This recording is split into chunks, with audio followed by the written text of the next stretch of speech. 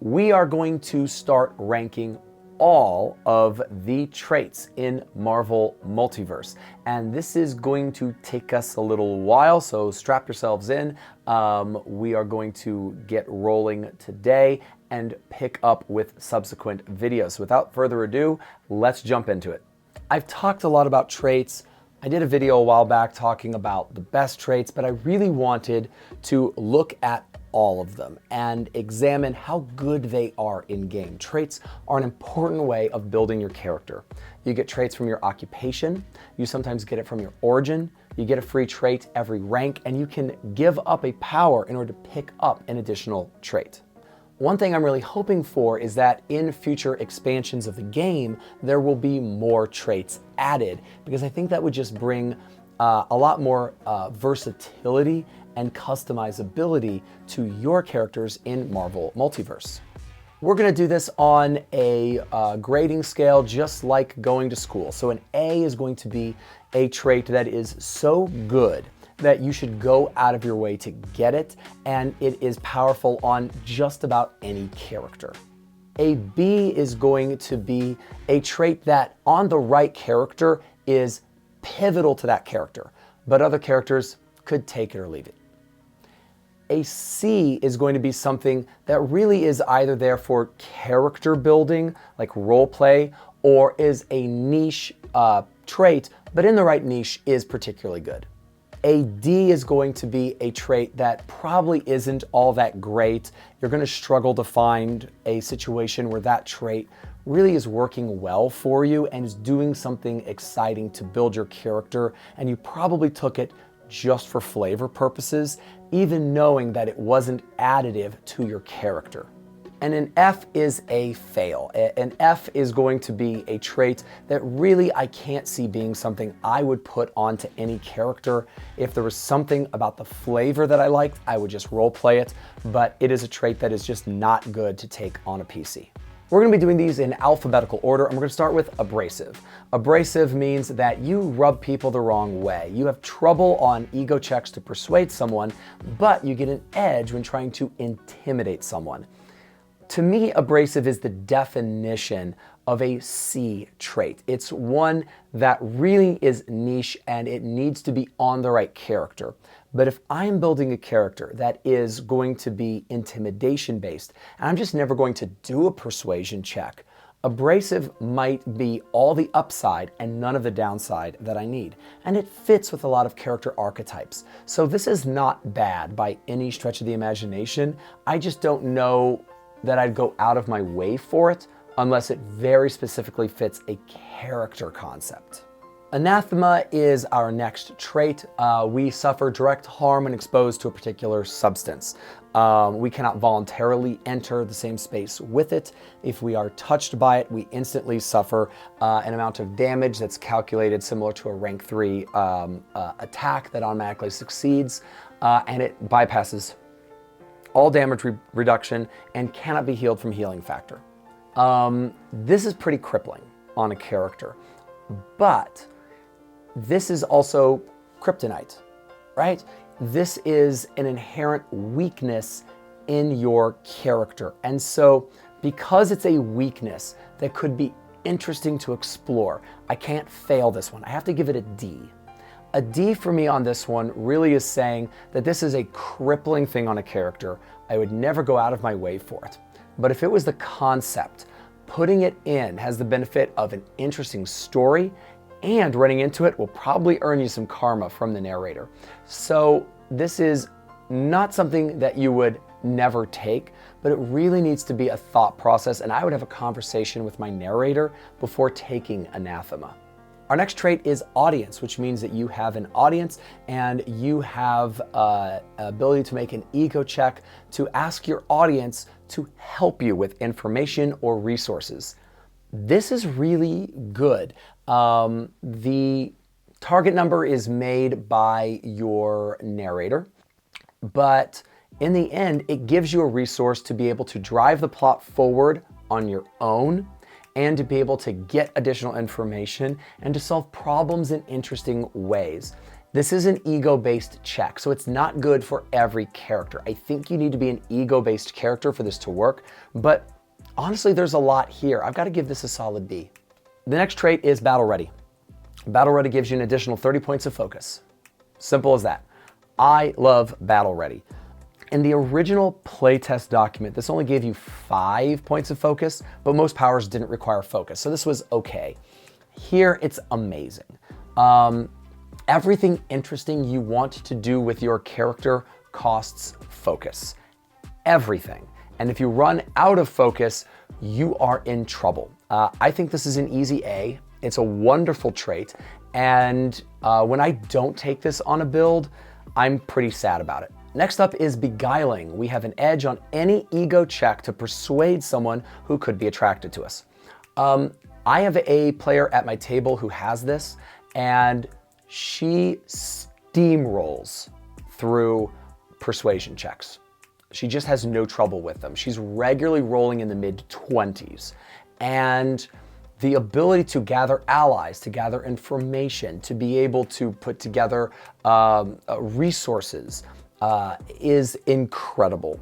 And it allows a player to enter into the world and to interact with the world and to interact with NPCs and make NPCs meaningful.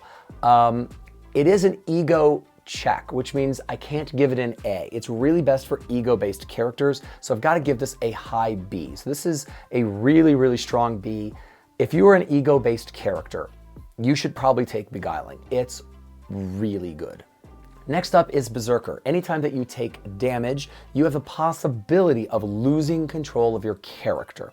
You make an ego check with a target number equal to the damage that you just took, which, by the way, the damage is going to scale faster than your ability to make the check, I'd like to point out. And if you fail, you run full speed into combat with whoever hurt you. Okay. There are a couple benefits technically to this. You add 2 to your melee, resilience, and ego defenses, but you lose 2 from your agility defense and you cannot use ranged weapons. If the character who hurt you dies, or really it says defeats, then you just run at the next closest foe. I hate this. I hate this trait. My problem is not, oh, hey, you might get only a little bit of defense, and I don't mind you lose a little bit of defense from agility. My problem is that you lose control of the character, and that's less fun. Just having this as a regular part of your character where you could lose control, and you have to keep up with your ego checks, so you have to keep pumping ability score points into ego because this is going to happen more and more. As we get into higher gameplay, my villains are regularly doing 30 and 40 and 50 points of damage, meaning there's no possibility of making this check. And then you simply go nuts and start attacking people. I don't like it. I don't like this for characters. I don't like the way it scales. I don't like that you lose control of your character and your character becomes an NPC almost. It's just not fun. And I think that Berserker is there for narrators and to put it onto villains. Putting Berserker on a villain is honestly great, but for players, this is an F. Next is Big. You are a big size character. You have a lowered defense against melee and agility, but +1 to your movement speed, and your reach increases by 2 spaces. You still occupy a single space, and you get all the benefits of the things you can pick up, carry, and throw. I have taken advantage a few times on this channel on making characters larger size and what you can do with that. Big is awesome. Big is a great way of being able to ramp up the ability to grapple, the ability to affect targets within reach, the ability to throw things, to throw people. This is fun. Big is a great trait. The only problem with it is that if you have the resize powers, you can bypass Big and go into larger sizes. So I think that Big is a really good power. It's a really good trait. But the resize powers make this a little bit trickier to use. And the fact that it can't be turned on and off like the resize powers makes this trickier to use. I think before the core rulebook, this would have been a solid B, but as it is today, I think it has to be a high C. It's a niche when you want to use it. It's a niche character concept, but in that character concept, big is really fun. Bloodthirsty, I probably shouldn't even talk about because it cannot be added to somebody with the heroic tag, so it's not technically for player characters, but the character likes hurting people. After they knock someone unconscious, they have to do an ego check to stop from continuing to attack them until they're dead. Again, I don't like things that make players lose control of their characters in any sort of consistent way. This is not even for players. I have to give this an F for players, but it might be fun on villains. I'm not ranking for villains right now, but it might be fun on villains. For a player, this is just a straight up F, and you're not even supposed to be able to take it anyway. Next up is breathe different. You are not supposed to breathe Earth's air, and you lose 1 point of health for every minute that you do not have assistance while you're trying to breathe in Earth's atmosphere and air. This is a great character building trait. It's something that gives you a lot of flavor for your character. I have to give it a D because it's all downside. It doesn't specifically list that you can also breathe underwater, or you can breathe better at high altitudes. There's no positive side. If Breathe Different had a positive side and a negative side, I think it'd be better. But right now, it's all downside for character, and that by definition for me is a D. Next up is Clinician. You have an edge on logic checks to determine what is physically wrong with somebody. I wish this was different. I wish Clinician gave you an edge on checks to be able to help somebody or bring them back up from negative hit points. But it's not that. It's trying to determine what's wrong with someone, and it's a logic check on top of that.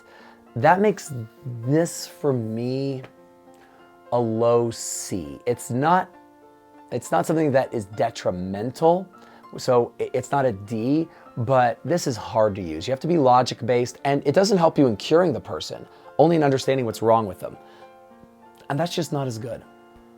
Clueless means that you aren't very focused, you have trouble on any vigilance checks to spot hidden or invisible things, and enemies have an edge on sneaking past you. It's all downside, there's no upside to it, so for me that is a D. I've never had a player take this trait. It seems like the kind of thing that you would RP rather than take as an actual character building part of the character. Next is Combat Expert. You have an edge on melee attacks against enemies of rank 1. Boy, this used to be better in the playtest document. It has been significantly downgraded for the core rulebook. This is a trait that's pretty good at rank 1 and rank 2 and falls off a cliff after that. Having an automatic edge that stacks with signature weapon or signature attack or powers that grant an edge is nice. And this is the minion sweeper. This is going to get rid of minions, but they're just not a concern at higher levels of play. We don't run into them all that often after rank 2. And so I just don't like this anymore. It used to give you a lot more in the playtest rulebook, and now it is a rank 1 benefit. Taking this is very short-sighted, but it is at least somewhat beneficial. So I guess it's a C. Combat Reflexes is an A. I mean, this is, if I want to make a character do significant damage, the best way that I have found is to give extra reactions. And that's what Combat Reflexes does. It gives us 1 additional reaction per round of combat. And every character I have built that does significant damage does it by utilizing reactions. I have, in my character building, I made the bodybuilder a little while back who grew to really large sizes, picked up big things and hurled them at people.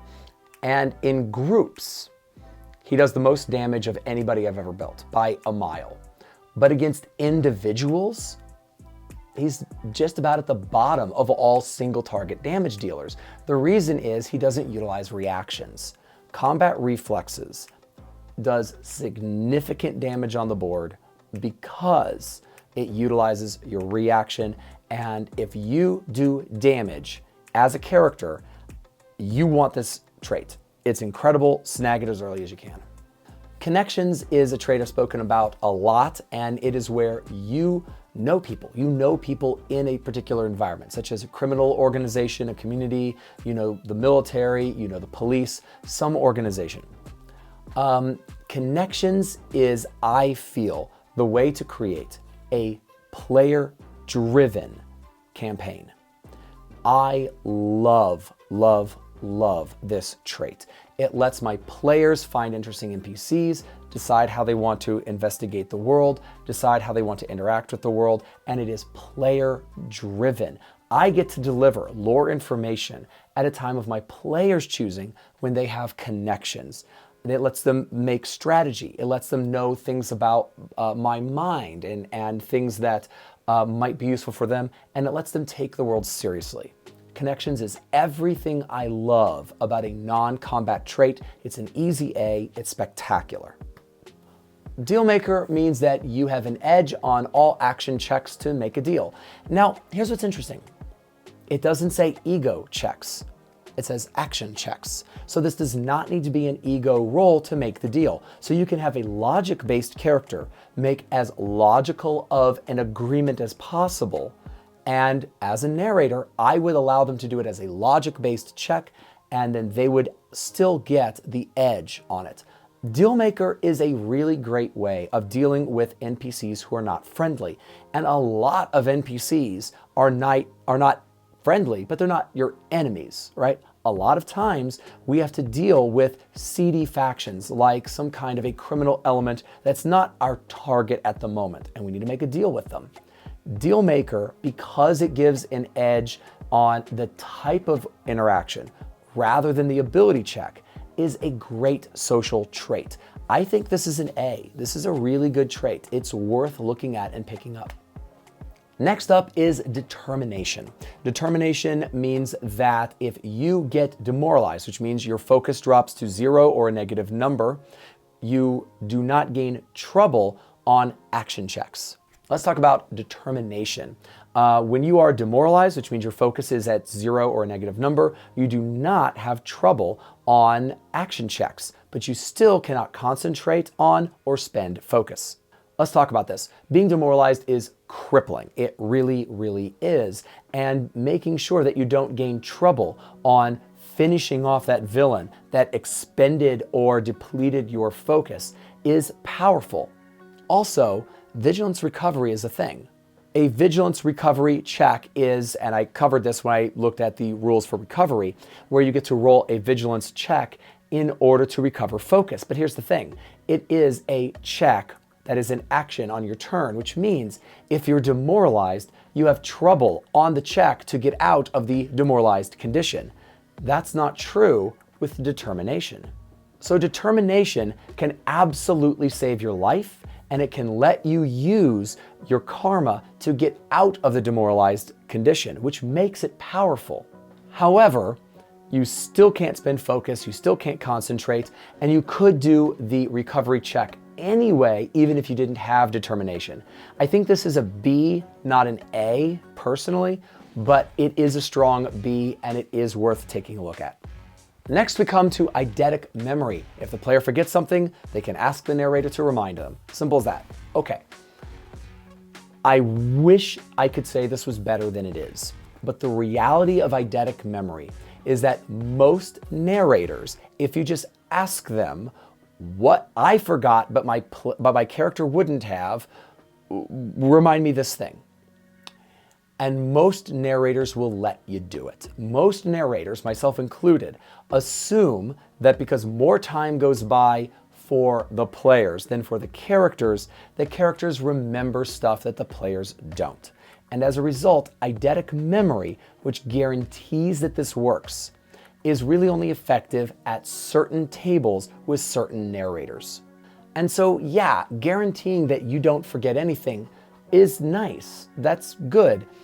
But you probably were going to have that resource available to you anyway. I can't give this any higher than a C. Enduring Constitution means that you can function for up to 48 hours without sleep, and you have an edge on resilience checks to overcome fatigue or weariness. The rulebook is not specific on how bad it is, what mechanically happens to a character who is awake for 48 hours. Do they have single trouble? Do they have double trouble? Are they not able to expend focus? That is up to narrator interpretation. Secondly, we have an edge on resilience checks to overcome fatigue or weariness, but we do not have an edge on the resilience check to recover health. In other words, our recovery check is normal. This is just not as good as you might think it is initially. I just can't give this one higher than a C. That is all for this time. We will pick up from this point at our next video. YouTube's literally made out of buttons. I hope you press some of them, and I'll see you for the remainder later on. Thanks a lot. Bye.